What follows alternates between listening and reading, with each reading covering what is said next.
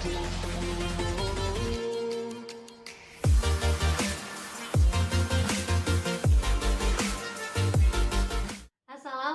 warahmatullahi wabarakatuh. Selamat pagi anak-anak.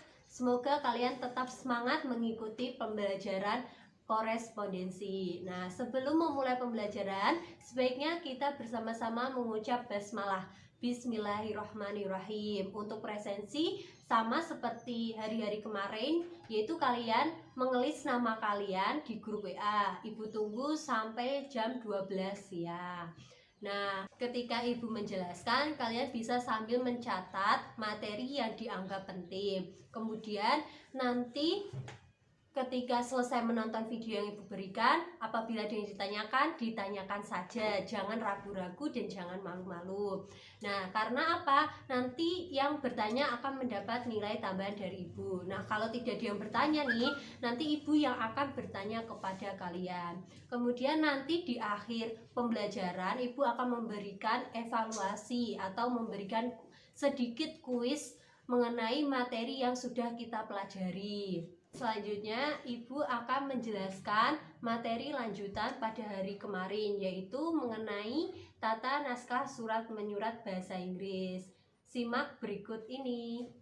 Oke, pada hari ini kita akan mempelajari mengenai menerapkan tata naskah surat menyurat bahasa Inggris.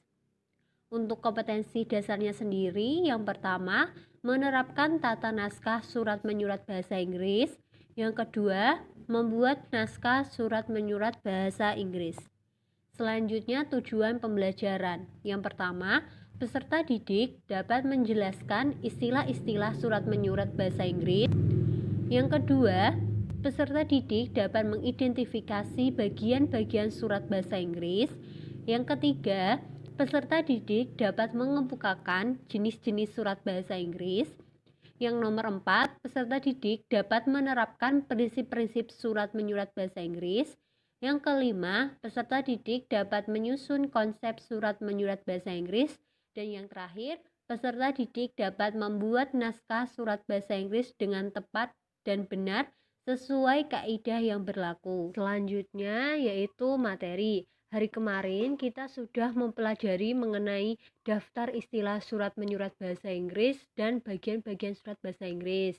Jadi hari ini kita melanjutkan yaitu jenis-jenis surat bahasa Inggris, prinsip-prinsip surat menyurat bahasa Inggris, dan format surat bahasa Inggris. Materi yang pertama yaitu jenis-jenis surat bahasa Inggris. Yang pertama, personal letter. Ciri-ciri surat personal letter yang pertama, tidak memiliki kop surat. 2. Tidak memiliki nomor surat. 3. Salam pembuka ataupun salam penutup sangat bervariasi dan lebih bersifat santai atau non-formal. Kemudian penggunaan bahasa bebas, tidak baku sesuai keinginan penulis. Dan yang terakhir, format surat bebas. Bisa kalian lihat contoh yang ibu berikan. Nah, di sini personal letter atau surat ini tidak ada kop surat atau nomor surat dan bahasa yang non formal atau bebas. Nah, di sini berisikan tentang virus yang akan liburan ke Lampung dan Nadia merasa senang sekali dan akan membuatkan pesta selamat datang.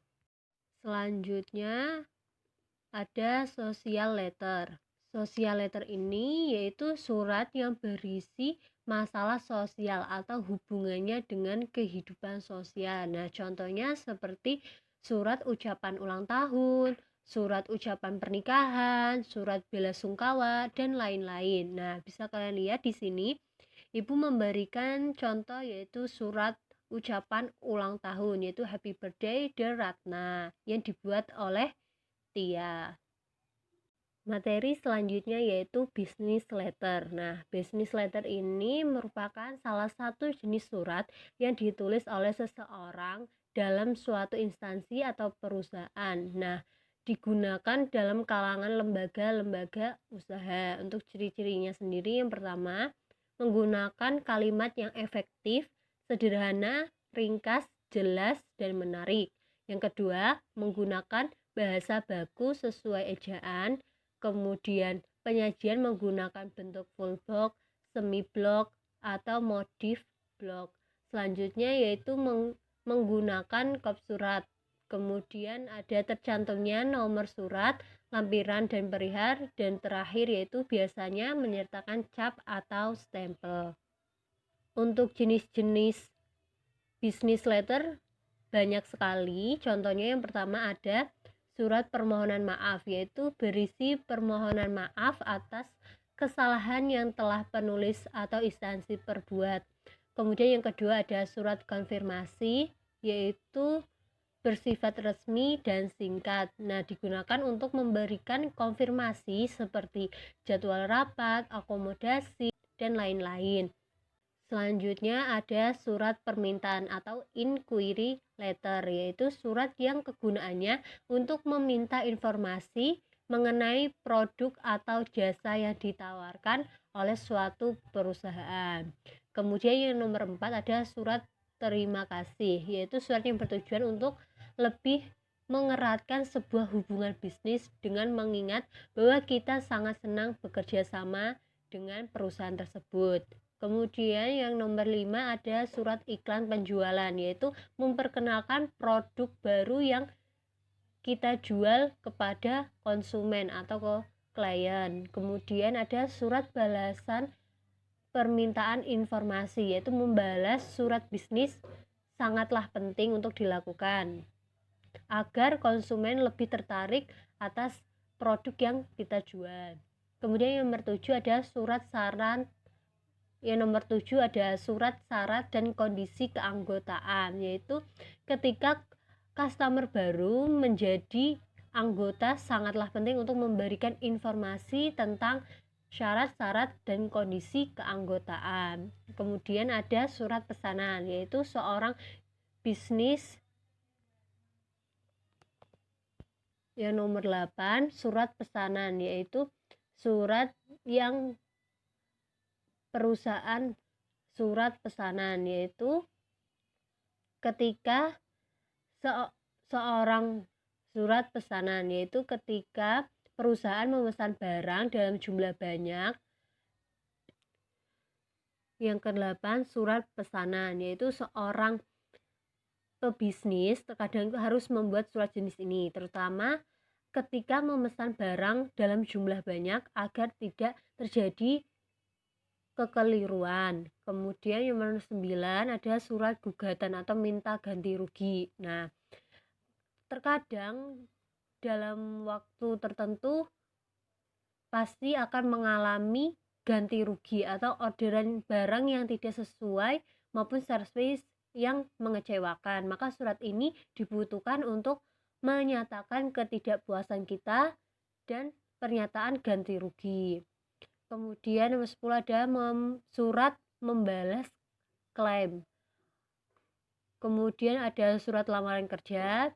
Nah, untuk surat lamaran kerja sangatlah banyak. Contohnya bisa kalian lihat atau mencari referensi surat lamaran kerja. Kemudian ada 12 ada surat complaint letter. Yang nomor 12 yaitu surat komplain, yaitu salah satu surat yang suka dipakai dalam hubungan bisnis. Nah, surat komplain ini berisikan poin-poin dan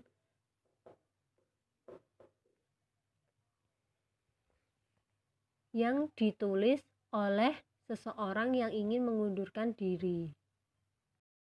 Nah, di sini Ibu memberikan beberapa contoh business letter. Yang pertama ada sales letter. Nah, bisa kalian lihat ada kop surat, kemudian ada tanggal, ada ref, kemudian ada alamat yang dituju, ada salam pembuka, ada isi surat, kemudian ada salam penutup, dan ada lampiran.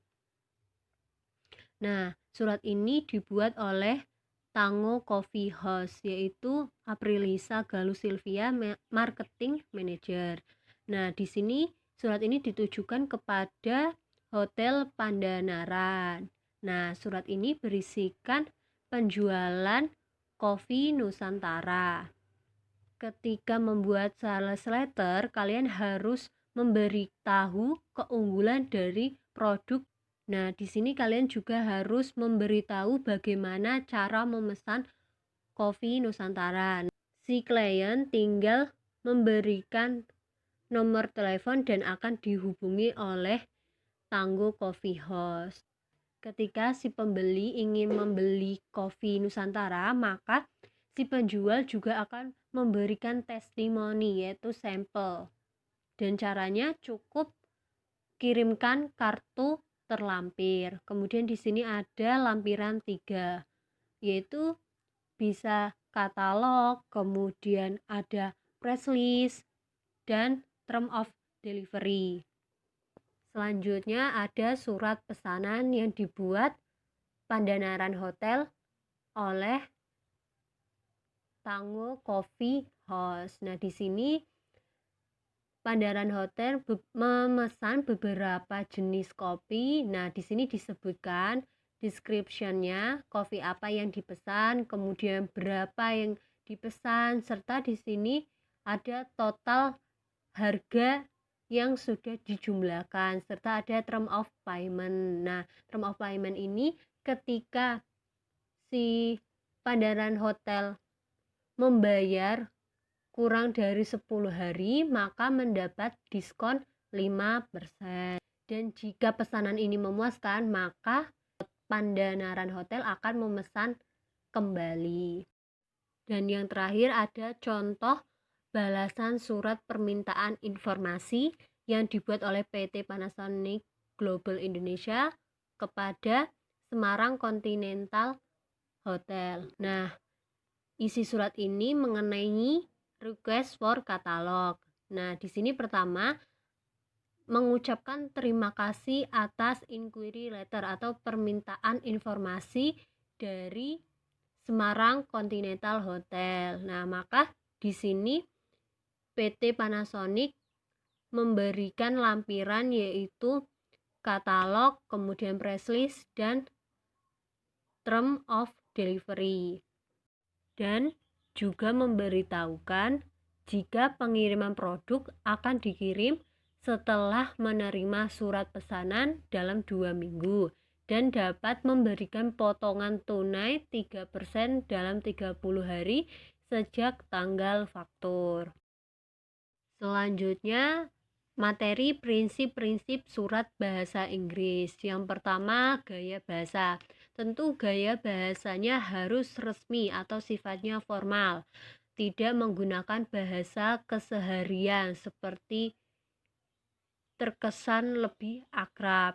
Kemudian, gunakan kalimat yang mengarah kepastian. Hindari bahasa yang mengandung keraguan. Kemudian jangan menyingkat kata. Kemudian jangan menggunakan format italic, bold, atau huruf kapital untuk penekanan kata. Kemudian kata asing ditulis dengan format italic.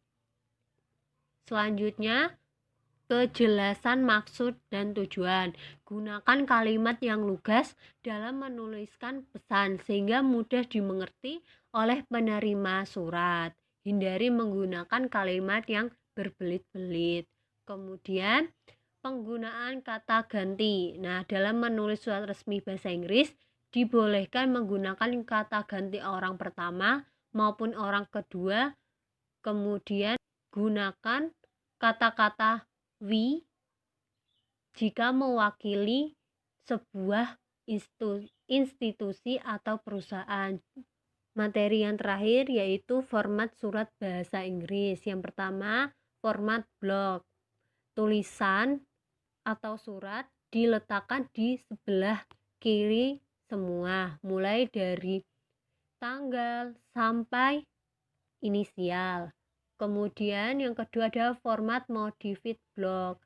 Yang membedakan dengan format blok yaitu tanggal, kemudian salam penutup diletakkan di sebelah kanan.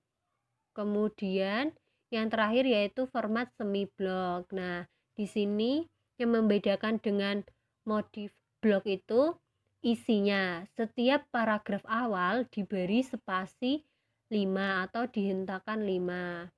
Sekian materi yang dapat Ibu sampaikan. Mohon maaf apabila ada salah kata, dan apabila ada yang ditanyakan saja.